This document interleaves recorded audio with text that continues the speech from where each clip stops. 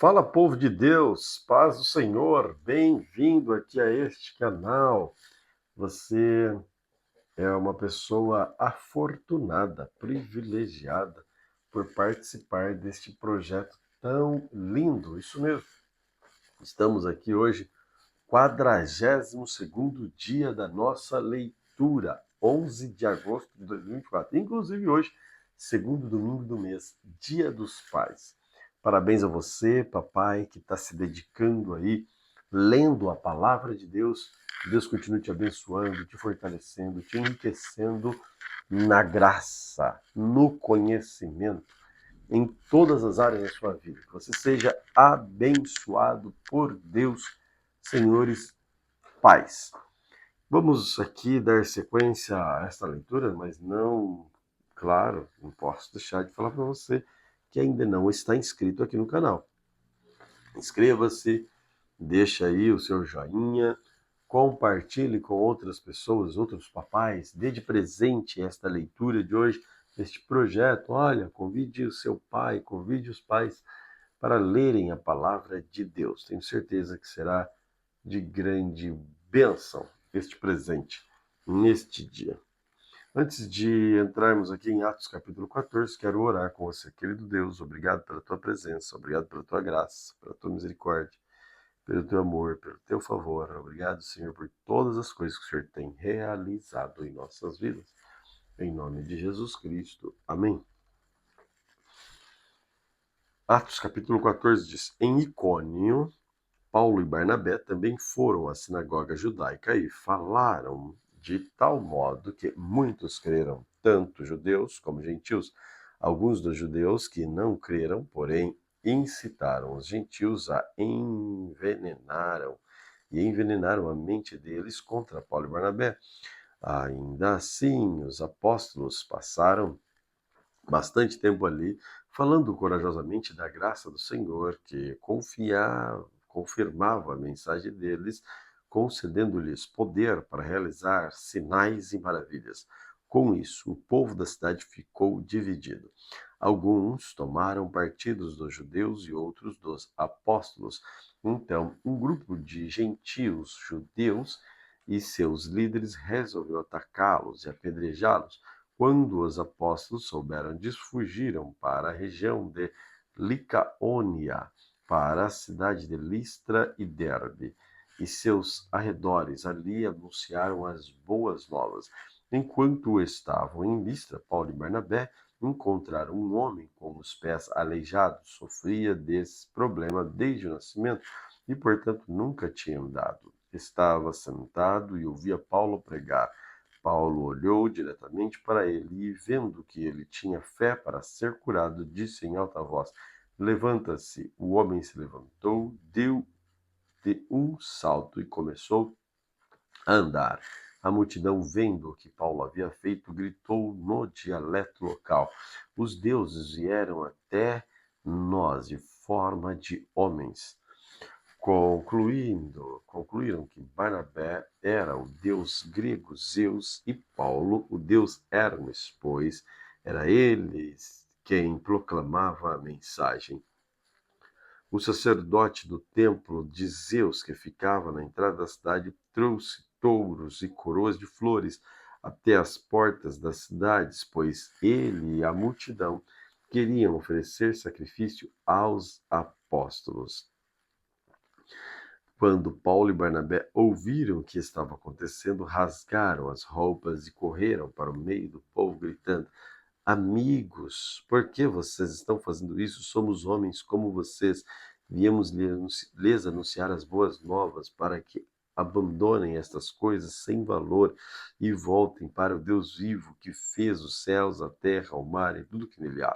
No passado, ele permitiu que as nações seguissem seus próprios caminhos, mas nunca as deixou sem evidência de sua existência, de sua bondade. Ele lhes concede chuvas e boas colheitas, e também alimento e um coração alegre. Apesar dessas palavras, Paulo e Barnabé tiveram dificuldade para impedir que o povo lhes oferecessem sacrifício. Então, alguns judeus chegaram de Antioquia a Icônio e investigar a multidão. Apedrejaram Paulo e o arrastaram para fora da cidade, pensando que estivesse morto. No entanto, quando os discípulos o rodearam, ele se levantou e entrou novamente na cidade. No dia seguinte, partiu com Barnabé para Derbe. Depois de terem anunciado as boas novas em Derbe e feito muitos discípulos, Paulo e Barnabé voltaram a Listra, Icônio, Antioquia e Pisídia, onde fortaleceram os discípulos. Eles os encorajaram a permanecerem na fé, lembrando-os de que é necessário passar por muitos sofrimentos até entrar no reino de Deus. Paulo e Barnabé também escolheram presbíteros em cada igreja, com orações e jejuns, e os entregaram aos cuidados do Senhor e em quem havia crido. Então viajaram de volta pela Pisídia até a Panfilha, pregaram a palavra em Perge e desceram para Atália. Por fim, voltaram de navio para Antioquia, onde a viagem tinha começado e onde havia sido entregues à graça de Deus para realizar o trabalho que agora completavam. Quando chegaram a Antioquia, reuniram a igreja e relataram tudo o que Deus tinha feito por meio deles e como tinha aberto a porta da fé também para os gentios, e permaneceram ali com os discípulos por muito tempo. Atos capítulo 15. Chegaram a Antioquia alguns homens da Judéia e começaram a ensinar aos irmãos: a menos que sejam circuncidados, conforme exige a lei de Moisés, vocês não poderão ser salvos. Paulo e Barnabé discordaram deles e discutiram energicamente. Por fim, a igreja decidiu enviar Paulo e Barnabé a Jerusalém, acompanhados de alguns irmãos de Antioquia, para tratar dessa questão com os apóstolos e presbíteros. A igreja, portanto, enviou seus representantes a Jerusalém. No caminho, eles pararam na Fenícia e em Samaria para visitar os irmãos e contaram que os gentios também estavam sendo convertidos. Quando chegaram a Jerusalém, foram recebidos pela igreja, pelos apóstolos, presbíteros, e relataram tudo o que Deus havia feito por meio deles. Contudo, alguns irmãos pertenciam à seita dos fariseus, levantaram e disseram: é necessário que os convertidos gentios sejam crucificados e guardem a lei. Os apóstolos e os presbíteros se reuniram para decidir a questão. Depois de uma longa discussão, Pedro se levantou e dirigiu-se a eles, dizendo: irmãos, vocês sabem que há muito tempo Deus me escolheu entre vocês para falar aos gentios, a fim de que eles pudessem ouvir as boas novas. Deus conhece o coração humano e confirmou que aceita os gentios ao lhes dar o Espírito Santo, como deu a nós.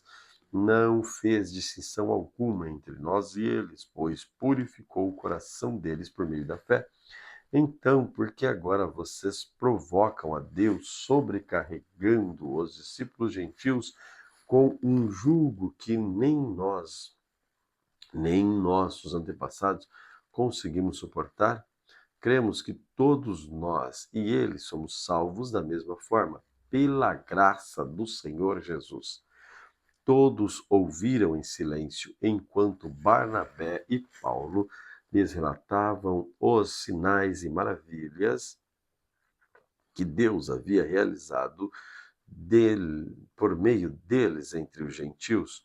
Quando terminaram de falar, Tiago se levantou e disse: irmãos, ouçam-me. Pedro lhes falou sobre como Deus visitou primeiramente os gentios para separar dentre eles um povo para si. Isso está em pleno acordo com o que disseram os profetas, como está escrito: depois disso voltarei, restaurarei a tenda caída de Davi, reconstruirei suas ruínas e restaurarei, para que o restante da humanidade busque o Senhor, incluindo os gentios, todos os que chamei para serem meus. O Senhor falou, aquele que tornou essas coisas conhecidas desde a eternidade. Portanto, considero que não devemos criar dificuldades para os gentios que se converterem a Deus. Ao contrário, devemos escrever a eles dizendo que Ao contrário, devemos escrever a eles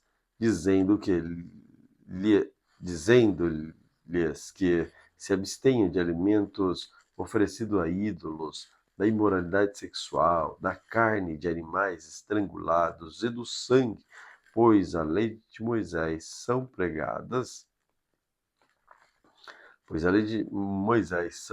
pregadas todos os sábados nas sinagogas judaicas em todas as cidades há muitas gerações.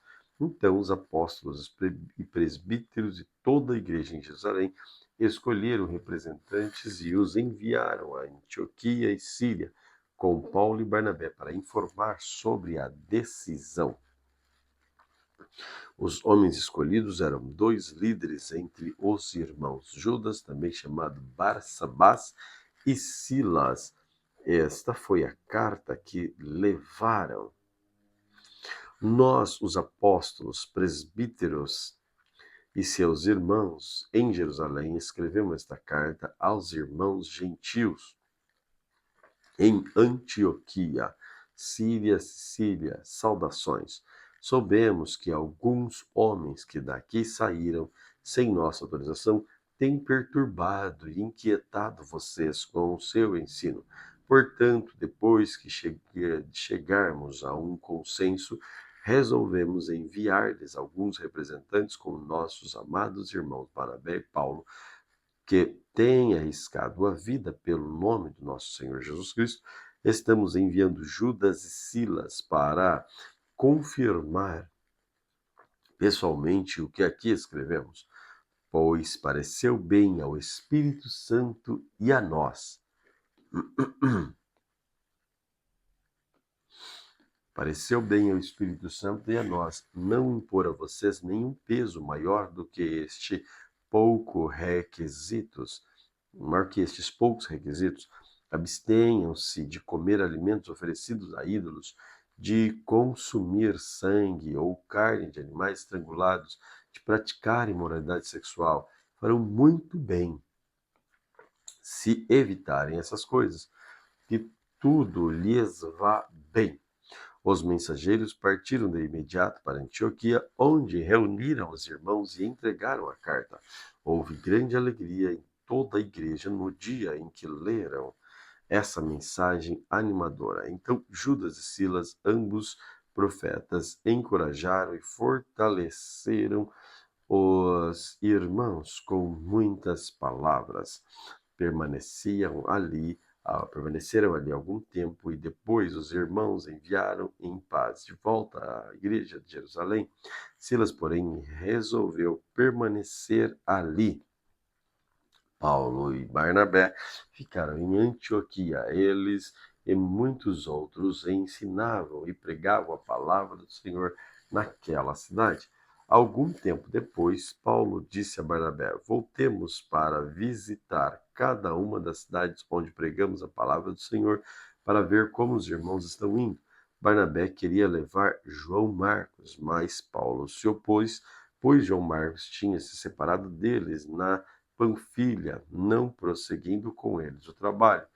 O desentendimento entre eles foi tão grave que os dois se separaram. Barnabé levou João Marcos e navegou para Chipre.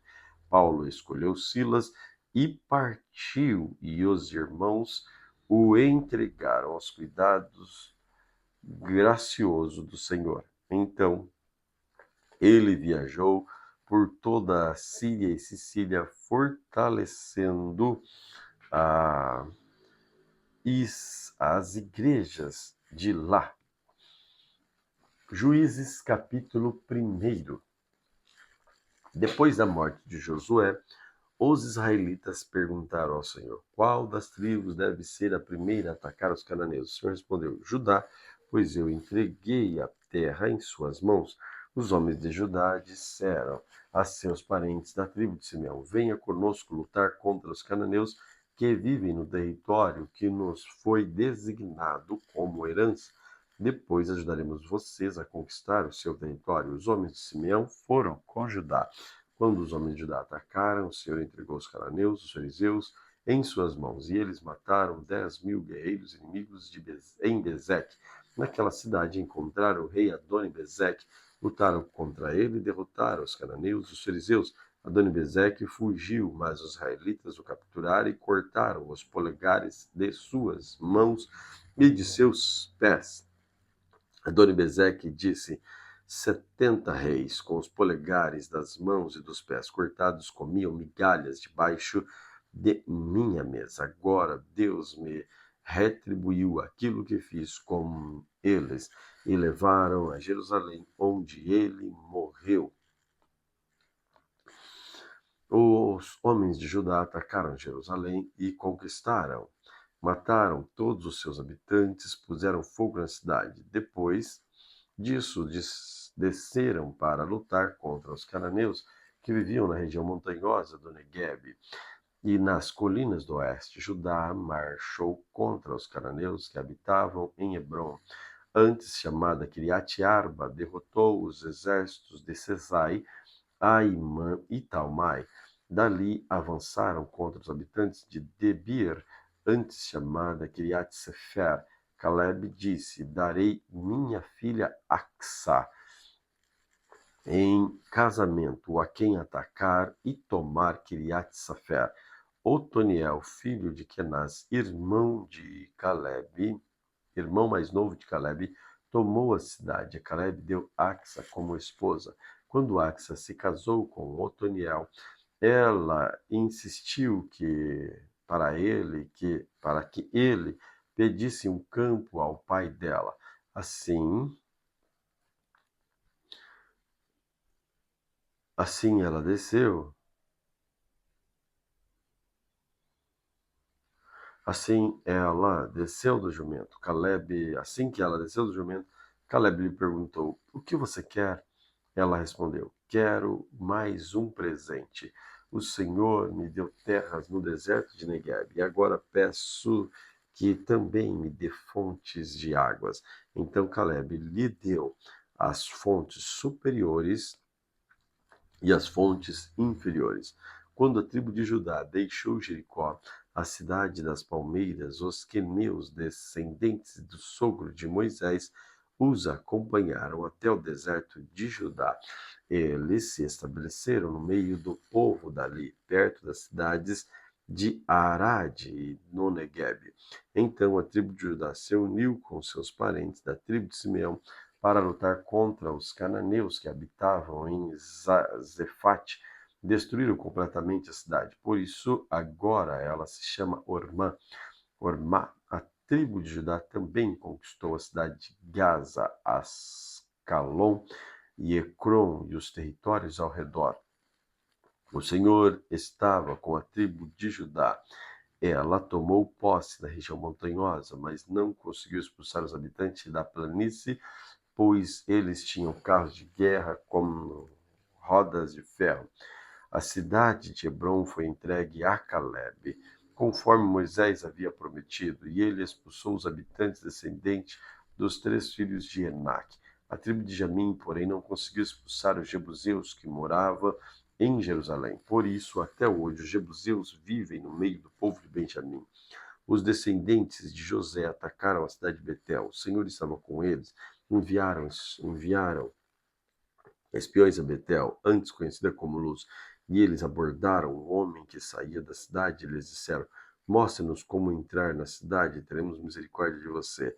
Ele mostrou a entrada e eles mataram todos os habitantes de Betel, exceto aquele homem e sua família. Mais tarde, o homem se mudou para a terra dos Hititas, onde construiu uma cidade, a chamou de Luz, que é o seu nome até hoje. A tribo de Manassés, porém, não expulsou os habitantes de Bet-San, Taanac, Dor, Ibleão e Megido, nem dos povoados ao seu redor, pois os cananeus estavam decididos a permanecer naquela região. Quando Israel se fortaleceu, submeteu os cananeus a trabalhos forçados, mas não os expulsou completamente da terra. A tribo de Efraim também não expulsou os habitantes de Gezer, de modo que os cananeus continuavam a viver no meio deles. A tribo de Zebulon não expulsou os habitantes de Quitron e de Naalol, de modo que os cananeus continuaram a viver no meio deles, mas foram submetidos a trabalho forçado. A tribo de Asser não expulsou os habitantes de Aco, Sidom, Alabe, Aquizib, Elba, Afec e Reobe. Estabeleceu-se no meio dos cananeus que habitavam a terra, pois não conseguia expulsá-los. Da mesma forma, a tribo de Naftali não expulsou os habitantes de Bet-Semes e de Bet-Anate. Estabeleceu-se no meio dos cananeus que habitavam a terra, mas submeteu os habitantes de Bet-Semes e de Bet-Anate aos trabalhos forçados. Quando a tribo de Dan, os amorreus, a obrigaram a voltar para a região montanhosa e não permitiram que descesse a planície, os amorreus estavam decididos a ficar no Monte Heres, em Aijalon e em Saalbim. Mas, quando os descendentes de José se fortaleceram, submeteram os amorreus a trabalhos forçados. A divisa dos amorreus se estendia da ladeira do Escorpião até Selá, continuando dali para cima. Juízes capítulo 2. O anjo do Senhor subiu de Gilgal a Boquim e disse aos israelitas: Tirei vocês do Egito e os trouxe a esta terra, que jurei dar a seus antepassados, e afirmei que jamais quebraria minha aliança com vocês. De sua parte, vocês não deviam fazer aliança alguma com os habitantes dessa terra, mas sim destruir seus altares, porque vocês desobedeceram a minha ordem. Agora, portanto, declaro que não expulsarei mais os povos que habitam em sua terra. Eles serão como espinhos em suas costas, e os deuses deles serão uma armadilha para vocês. Quando o anjo acabou de falar, todos os israelitas chorou em alta voz. Por isso, chamaram aquele lugar de Boquim. Ali ofereceram sacrifícios ao Senhor. Depois que Josué se despediu do povo, cada tribo de Israel partiu para tomar posse do território que havia recebido como herança. O povo serviu ao Senhor durante toda a vida de Josué e também dos líderes que sobreviveram depois dele, que tinha visto as grandes coisas que o Senhor havia feito. Josué, filho de Nun, servo do Senhor, morreu aos 110 anos. Foi sepultado na terra que havia recebido como herança em Timnat-Será, na região montanhosa de Efraim, ao norte do Monte Gaás.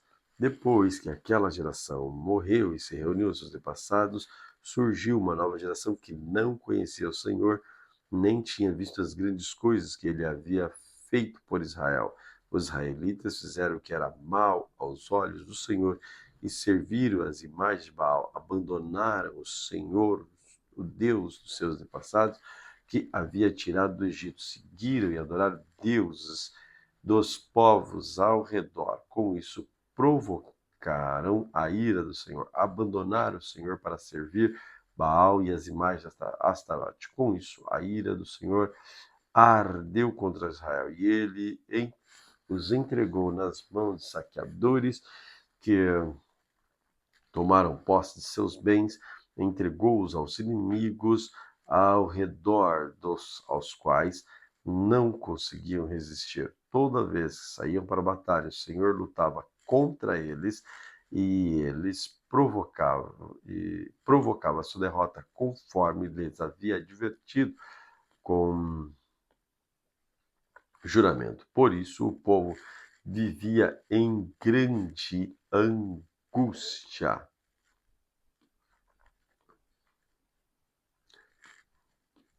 Então o Senhor levantou juízes para livrar o povo de seus agressores. Contudo, não quiseram ouvir os juízes, mas se prostituíram adorando outros deuses, como se desviaram depressa do caminho de seus antepassados que haviam andado em obediência aos mandamentos do Senhor. Sempre que o Senhor levantava um juiz sobre os israelitas, o Senhor estava com ele e livrava o povo de seus inimigos enquanto o juiz vivia, pois o Senhor tinha compaixão do seu povo que sofria sob peso de aflição provocada por seus opressores. Quando o juiz morria, porém, eles voltaram aos seus caminhos corruptos e se portava ainda pior que seus antepassados. Seguiam outros deuses, servindo-os e adorando-os.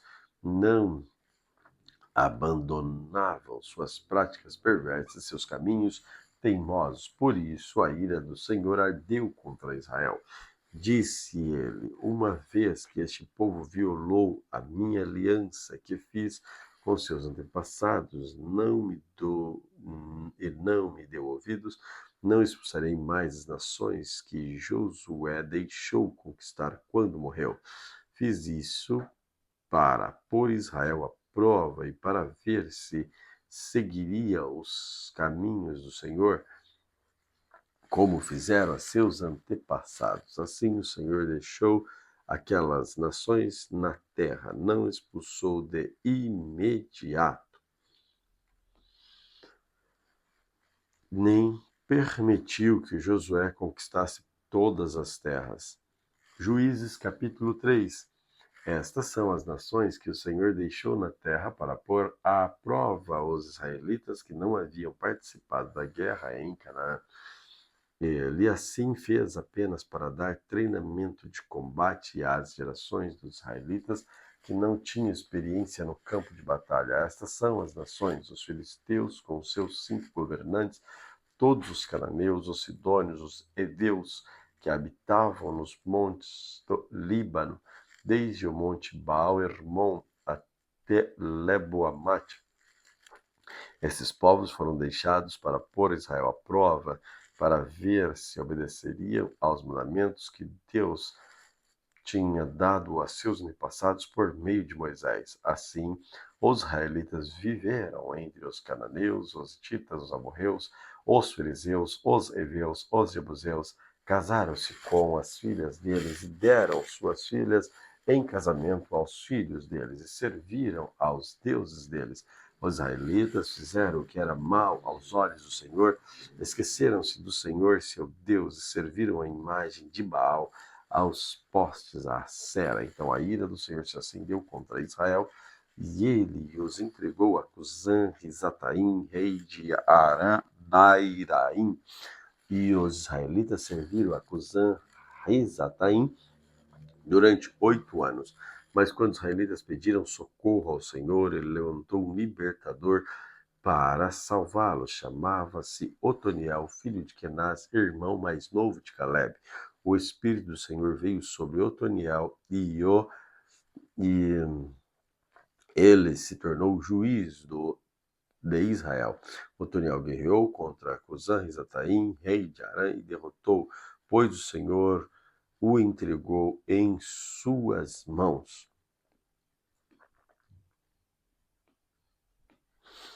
Houve paz na terra durante 40 anos, até a morte de Otoniel, filho de Kenaz. Mais uma vez os israelitas fizeram o que era mal aos olhos do Senhor. Por isso o Senhor deu a Eglon, rei de Moabe, poder sobre Israel. Eglon se aliou com os amonitas e os amalequitas, atacou, derrotou Israel e conquistou Jericó, a cidade das palmeiras. Os israelitas serviram a Eglon, rei Moabe, durante 18 anos. Mas, quando os israelitas pediram socorro ao Senhor, ele levantou um libertador para salvá-los. Chamava-se Eude, homem canhoto, filho de Gerá. Da tribo de Benjamim, os israelitas encarregaram Eude de entregar a tribo a Eglon, rei de Moabe. Eude fez um punhal de meio de 2 gumes, com cerca de 40 centímetros de comprimento, prendeu a arma na coxa direita, onde ficou escondida debaixo da roupa. Levou tributo a Eglon, rei de Moabe, que era muito gordo. Depois de entregar o pagamento, Eude partiu com os homens que havia ajudado a carregar o tributo. Quando Eude chegou aos ídolos de pedra perto de Gilgal, deu meia volta, apresentou-se diante de Eglon e disse: Tenho uma mensagem secreta para o senhor rei. Eglon ordenou: não fale ainda, e mandou todos os seus servos saírem.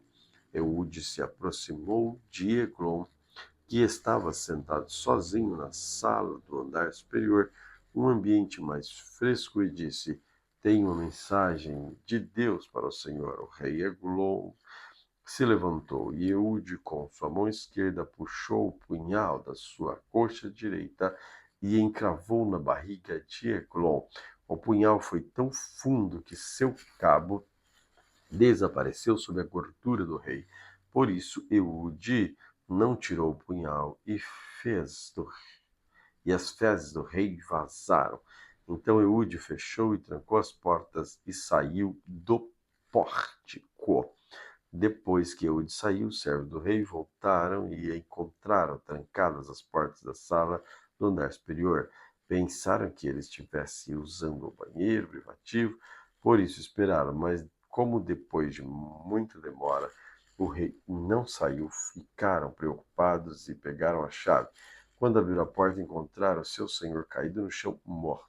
Enquanto os servos esperavam, Eude escapou e passou pelos ídolos de pedra no caminho de Seirá.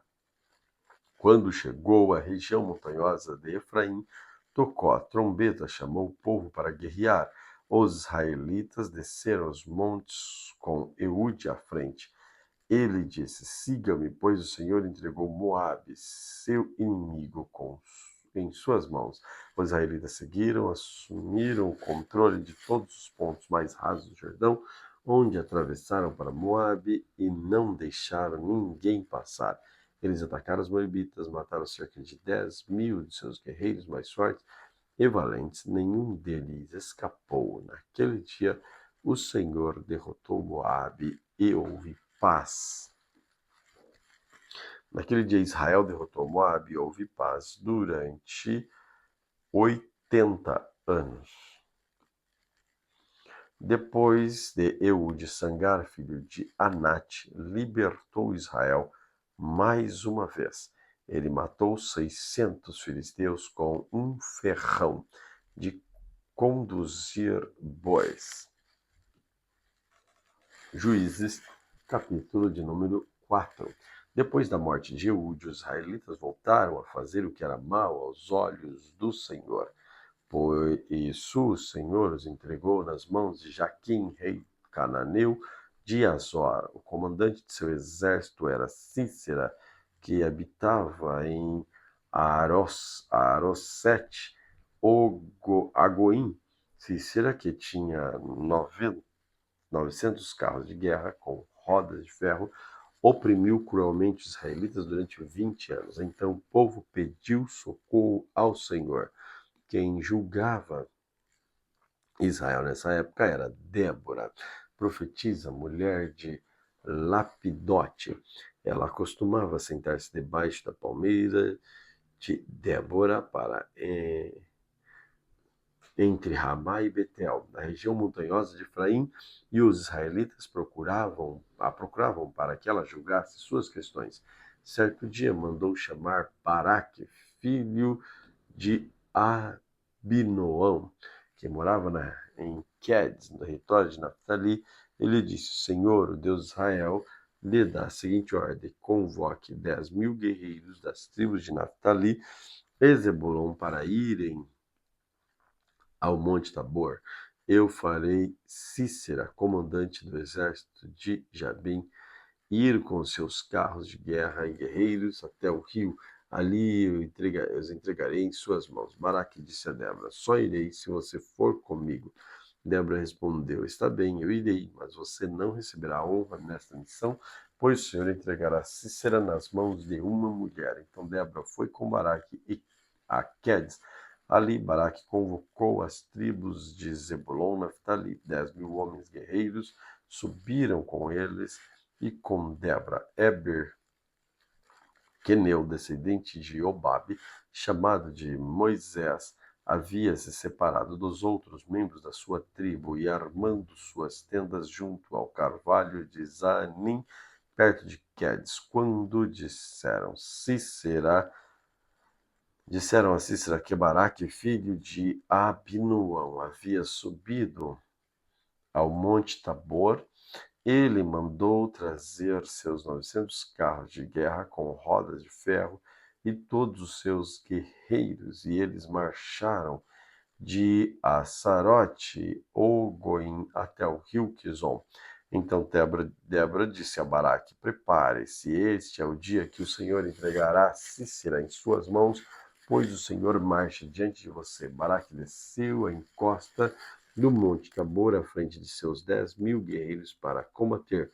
Quando Baraque atacou, o Senhor trouxe pânico sobre os carros de guerra e sobre os soldados de Cícera, que abandonou a sua carruagem e fugiu a pé. Baraque perseguiu os carros de guerra do exército inimigo até Arosete Argoim e matou todos os guerreiros de Cícera, nenhum deles escapou. Enquanto isso, Cícera correu para a tenda de Jael, esposa de Eber, o queneu, pois havia paz na família de Eber e Jabim, rei de Azor. Jael saiu ao encontro de Cícera e disse: venha à minha tenda. Venha à minha tenda, entre, não tenha medo. Ele entrou na tenda de Jael e ela o cobriu com uma manta. Por favor, dê-me um pouco de água, disse ele. Estou com sede. Ela lhe deu leite de uma vasilha de couro e cobriu novamente. Cícera disse a ela: fique à porta da tenda. Se alguém chegar e perguntar se há alguém aqui, diga não, diga que não. Mas quando Cícera, exausto, dormia no sono profundo, Jael, esposa de Eber, se aproximou silenciosamente com um martelo e uma estaca de tenda na mão, atravessou o crânio dele com a estaca, que ficou presa no chão. Foi assim que Cícera morreu. Quando Baraque passou por lá à procura de Cícera, Jael saiu ao encontro e disse: venha, eu lhe mostrarei o homem que o Senhor está procurando. Ele a seguiu até a tenda, de onde encontrou o cadáver de Cícera com o crânio atravessado pela estaca. Naquele dia, o povo de Israel viu Deus derrotar o rei Jabim, o rei cananeu. Dali em diante, os israelitas se fortaleceram cada vez mais contra Jabim até eliminar por completo. Juízes capítulo 5. Naquele dia, Débora e Baraque, filho de Abinoão, entoaram cânticos. Os líderes de Israel assumiram o comando, o povo seguiu a boa vontade. Louve ao Senhor, ouçam reis, Preste atenção, governantes, pois eu cantarei ao Senhor. Sim, tocarei música para o Senhor, o Deus de Israel. O Senhor, quando saíste de Seir, marchaste desde os campos de Edom, a terra tremeu, as nuvens do céu despejaram chuva, os montes estremeceram na presença do Senhor. O Deus do monte Sinai, na presença do Senhor, o Deus de Israel. Nos dias de Sangar, filho de Anate, nos dias de Jael, ninguém passava pelas entradas, e os viajantes tomavam caminhos tortuosos. Restavam poucos os povoados de Israel, até que Débora se levantou como mãe para Israel. Quando o povo escolheu novos deuses, a guerra chegou às portas da cidade, mas não se via um só escudo ou lança entre 40.000 guerreiros de Israel. Meu coração está com os comandantes de Israel, com aqueles que se ofereceram para lutar. Louve ao Senhor. Considerem estas coisas, vocês que montam em jumentas brancas, que se sentam em finas mantas, vocês que caminham pelas estradas, ouçam os músicos dos povoados, reúnam todos os bebedouros, ali relatam as justas vitórias do Senhor, as justas vitórias de seus camponeses em Israel. Então o povo do Senhor desceu à porta da cidade. Desperte, Débora, desperte, desperte, desperte, entoe um cântico, levante-se, Baraque, leve embora seus cativos, filho de Abinoão. Então os sobreviventes desceram contra os poderosos. O povo do Senhor marchou por mim contra os guerreiros. Desceram de Efraim a terra que antes pertencia aos amalequitas. Seguiram você, Benjamim, com seus soldados. De Maquir desceram os comandantes de Zebulon, os que levavam a arca de comando. Os príncipes de Issacar estavam com Débora e Baraque sob suas ordens.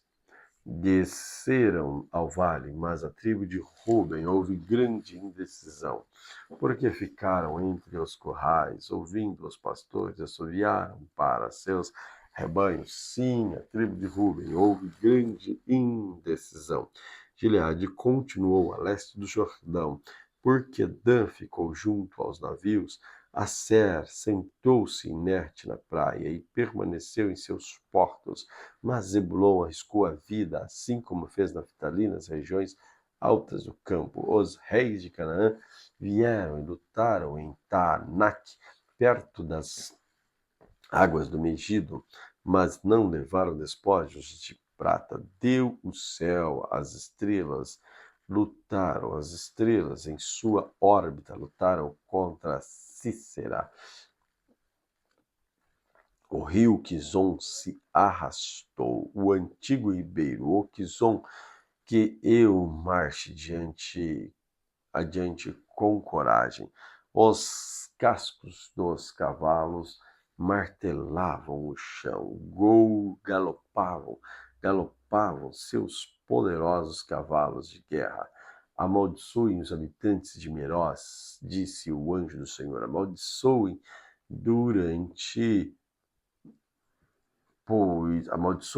duramente, pois não vieram ajudar o Senhor contra fortes guerreiros. Jael, esposa de Eber, o queneu, é mais abençoada entre as mulheres, que ela seja mais abençoada das mulheres que vivem em tendas. Cícera lhe pediu água e ela lhe deu leite numa vasilha digna de nobres. Trouxe-lhes coalhada com a mão esquerda. Pegou uma estaca de tenda e com a mão direita o martelo de trabalhador, com eles atacou Sísera e esmagou sua cabeça com um golpe, rachou e atravessou seu crânio. Ele se curvou e caiu ali e ficou estirado aos pés de Jael. No lugar onde se curvou, ali caiu e morreu. Da janela, a mãe de Sísera olhava para fora. Atrás da treliça da janela, clamava: por que seu carro de guerra demora tanto? Por que não se ouve som de suas carruagens? Suas acompanhantes mais sábias respondiam a ela. Repetia estas palavras mesmo. Deve estar repartindo os despojos que tomaram uma ou duas moças para cada homem. Haverá túnicas coloridas para Cícera, túnicas coloridas e bordadas.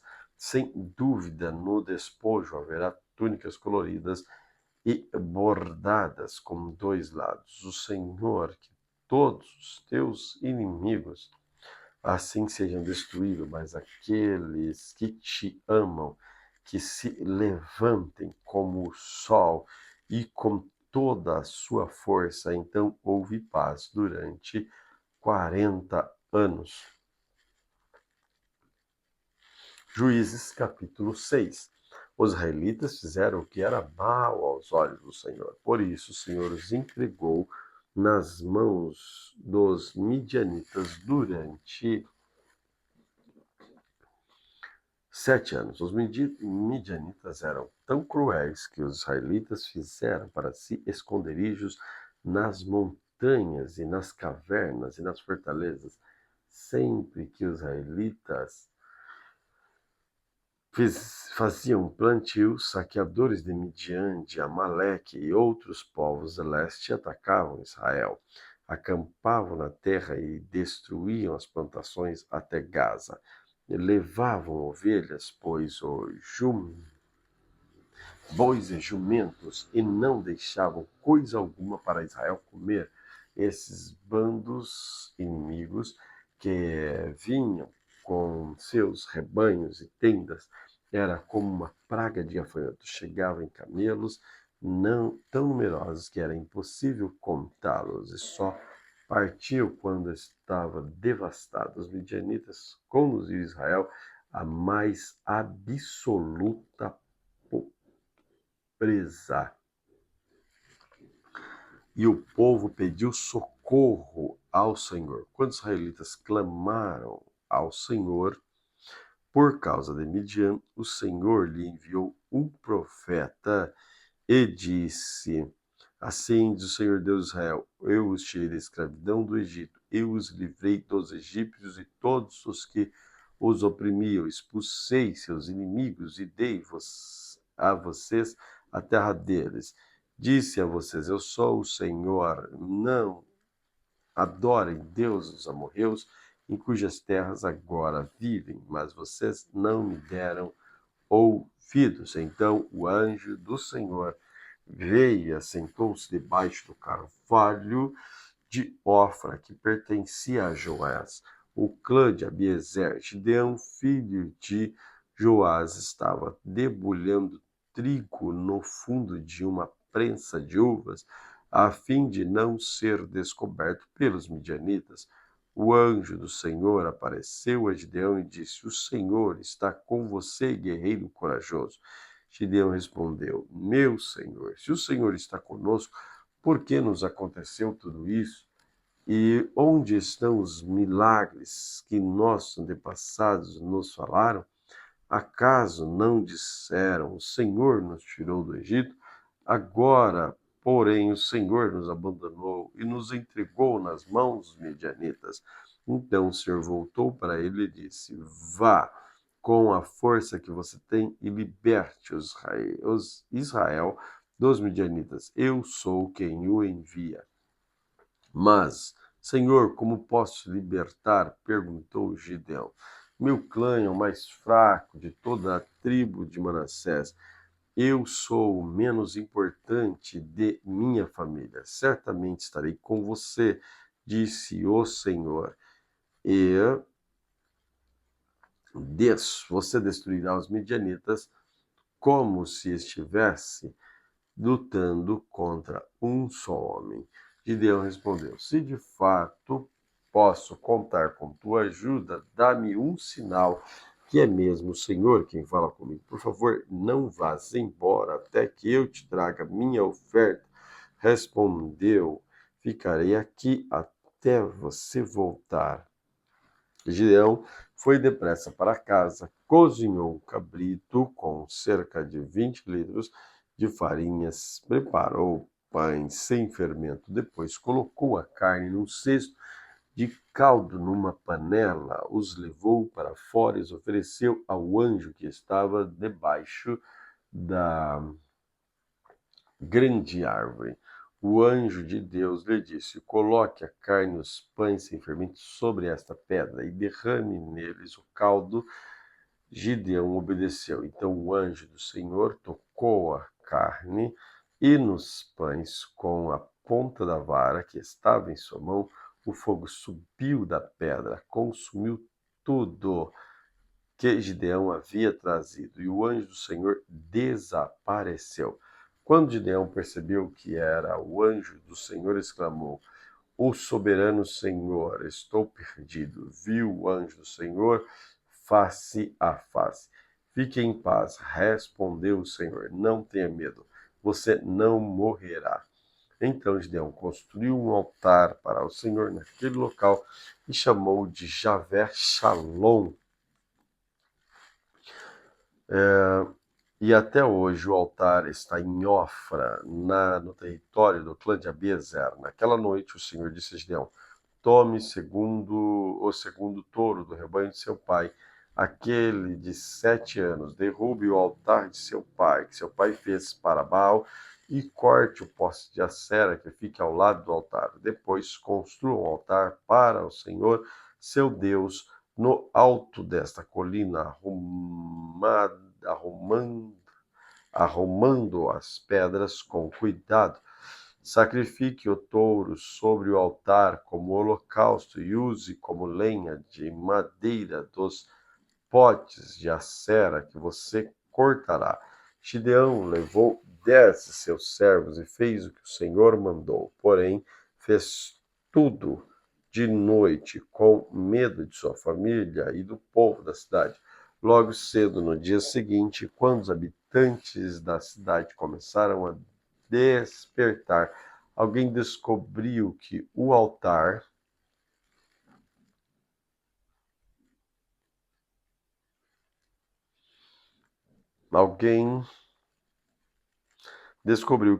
de Baal havia sido derrubado e que o poste de Acera ao lado dele tinha sido cortado.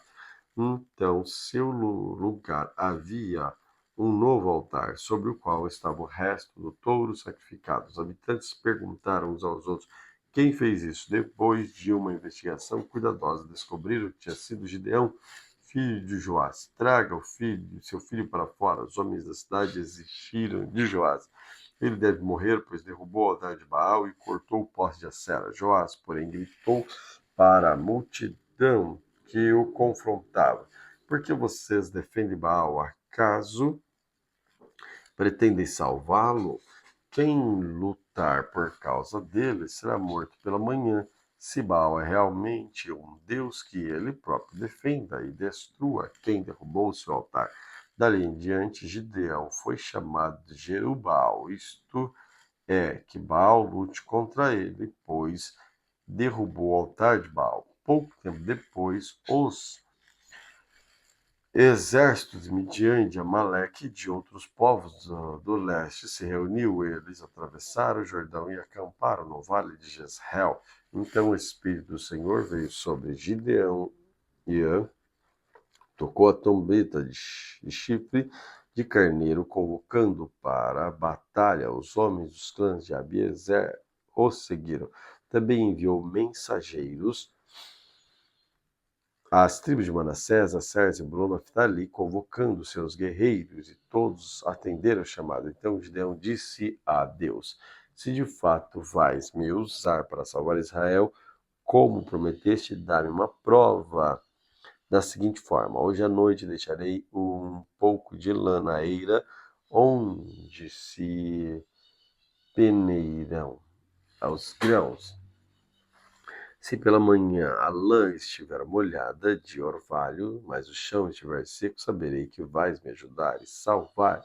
Israel, como prometeste, foi exatamente o que aconteceu. Na manhã seguinte, bem cedo, Gideão se levantou, espremeu a lã e recolheu uma tigela cheia de água. Então Gideão disse a Deus: Peço que não fiques irado comigo, mas que me permitas fazer mais um pedido. Deixa-me usar esta lã para mais uma prova. Desta vez que a lã fique seca e o chão ao redor dela fique coberto de orvalho.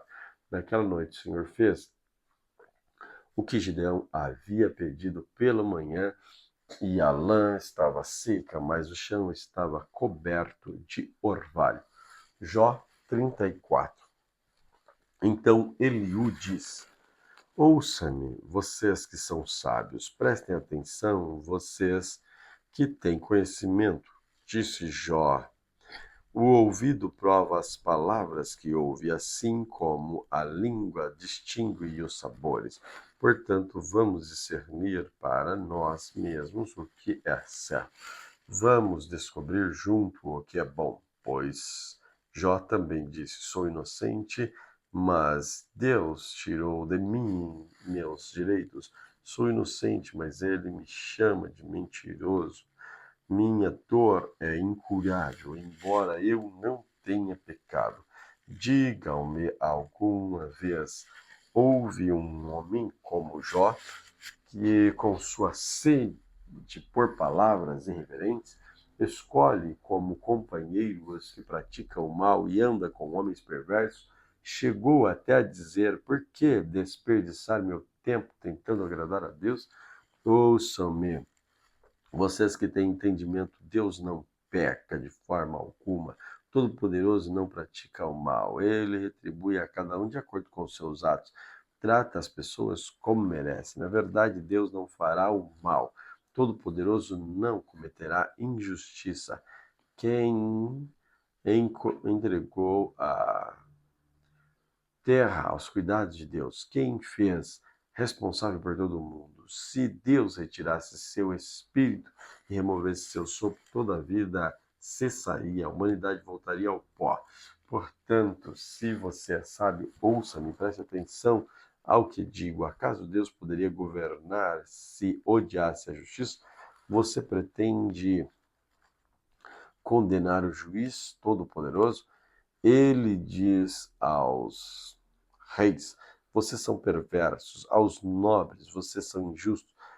Para Deus não importa a posição da pessoa, ele não dá mais atenção aos ricos que aos pobres, pois todos foram criados por ele, morrem de repente, falecem no meio da noite, e os poderosos são removidos sem ajuda de mãos humanas, pois Deus observa todas as pessoas, vivem e ele vê o que fazem. Não há escuridão densa o bastante onde os perversos possam se esconder aos seus olhos. Não são as pessoas que decidem o momento em que comparecerão diante de Deus para ser julgadas. Ele destrói os poderosos sem consultar ninguém, põe outros em seu lugar. Ele sabe o que fazem. À noite derruba e os destrói. Ele os segue porque são perversos e os castiga em público para que todos vejam, pois deixaram de segui-lo e não têm respeito algum por seus caminhos. Fazem os pobres clamar e chamar a atenção de Deus, e ele ouve os gritos dos aflitos. Mas se ele permanecer calado, quem os criticará? Quando ele esconde seu rosto, ninguém pode encontrá-lo, nem indivíduo, nem nação. Ele impede que os ímpios governem, para que não seja uma cilada para o povo. Porque ninguém diz a Deus: pequei, mas não voltarei a pecar.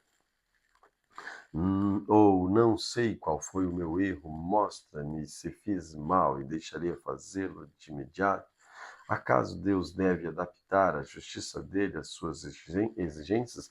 Você o rejeitou. A escolha é sua, não minha. Compartilhe sua sabedoria conosco. Afinal, pessoas inteligentes medirão Os sábios que me ouvem falarão.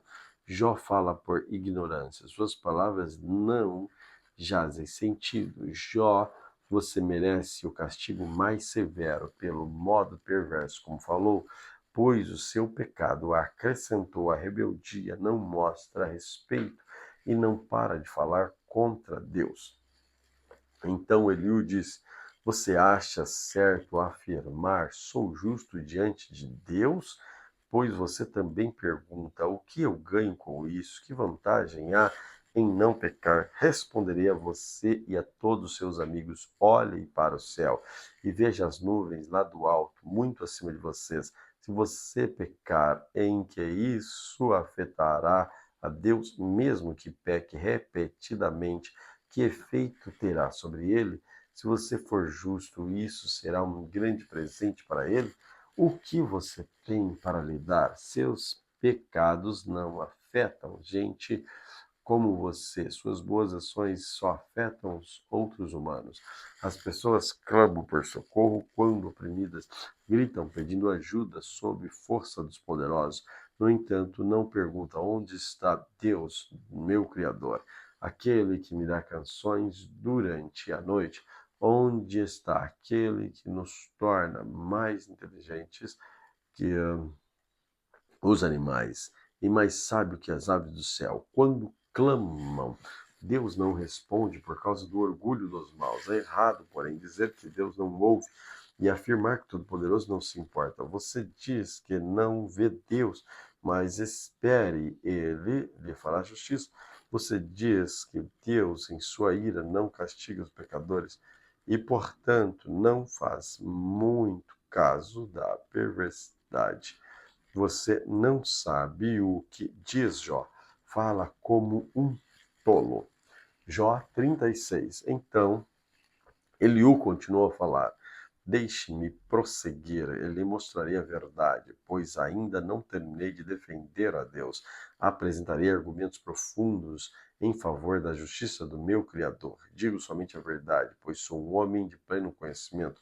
Deus é poderoso, mas não despreza ninguém. Ele é grande em força e entendimento. Não permite que os perversos vivam, mas a justiça os mas faz justiça aos aflitos. Observa atentamente os justos, coloca-os em tronos como reis, exalta-os para sempre. Se estão acorrentados e amarrados em cordas de aflição, ele faz que vejam o motivo, mostra-lhes que pecaram, Senhor, sendo orgulhosos, chama-lhes atenção e ordena que se afastem do mal. Se obedecerem e servirem a Deus, serão abençoados com prosperidade, vida inteira e todos os seus dias serão agradáveis.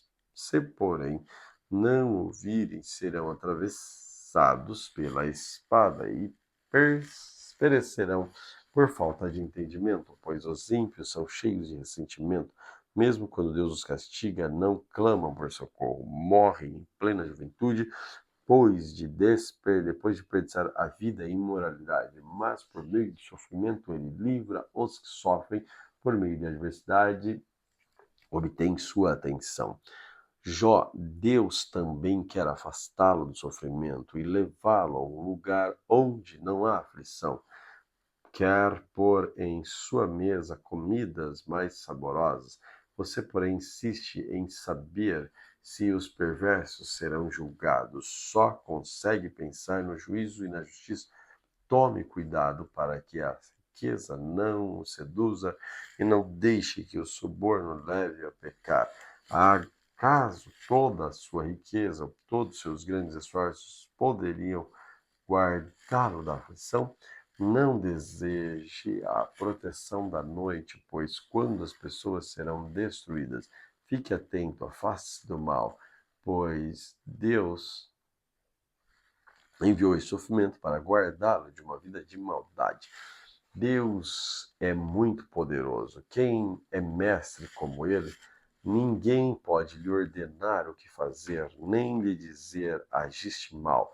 Você deve, sim, dar glória a Deus por suas obras poderosas, entoar cânticos de louvor. Todos viram suas obras, ainda que apenas de longe. Deus é tão grande que não podemos compreender, não há como calcular usando sua existência. Ele faz as águas subir como vapor, depois destila em chuva, as nuvens derramam a chuva, a humanidade toda se beneficia.